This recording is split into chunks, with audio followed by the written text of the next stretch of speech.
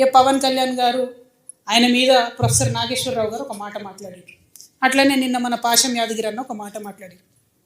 మాట్లాడంగానే ఇక్కడ వాళ్ళ ఏజెంట్ ఉన్నాడు కాబట్టి ఆంధ్ర పోలీసు వాళ్ళు మా మేధావులు ఇంటికి వస్తుంది.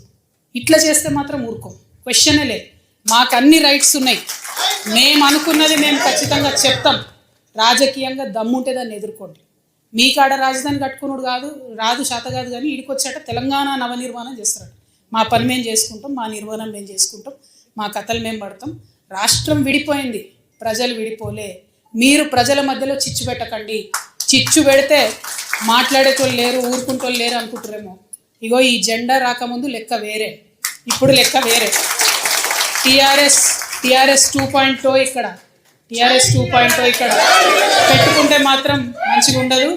ఇదివరకు ఒకసారి పెట్టుకున్నారు, రాష్ట్రం వచ్చింది. ఈసారి మూతి పనులు రాలిపడతాయి. కాబట్టి మీరు మా ప్రజల్ని తక్కువ చేసి మాట్లాడడం, మా మేధావుల మీద చేయాలనుకోవడం, లేనిపోని సాంస్కృతిక పెత్తనం మా మీద రుద్దాలనుకోవడం, మీకు అక్కడ రాజధాని కట్టుకోవడం చేతగాక మీ పొలిటికల్ పంచాయతీలను తీసుకొచ్చి మా మీద రుద్దడం. ముందు మీ రాజధాని కట్టుకోండి. మా జిహెచ్ఎంసీ ఎన్నికలలో పోటీ చేసే విషయం మీరు మళ్ళీ ఆలోచిద్దాం. మా జిహెచ్ఎంసీలో ఇక్కడ సెటిల్ అయ్యి ఇక్కడ ఉన్నటువంటి ఆంధ్ర బిడ్డలు మా వాళ్ళు. గత 12 ఏళ్ళుగా వాళ్ళని మేము కడుపులో పెట్టుకొని కాపాడుకున్నాం. ఇంకా ఎన్ని ఏళ్ళైనా అట్లనే కాపాడుకుంటాం. తెలంగాణ వాళ్ళం ఎవరిని ఇబ్బంది పెట్టేటోళ్ళం కాదు.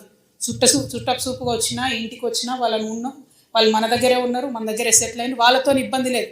రాజకీయంగా పెత్తనం చేస్తాం, సెక్రటేరియట్లో ఏలు పెడతాం, మీ విధానాలలో ఏలు పెడతాం, మీ నీళ్లు దోసుకుంటాం అంటే మాత్రం ఊరుకునేది ఉండదు. ఖచ్చితంగా చెప్తా ఉన్నాం.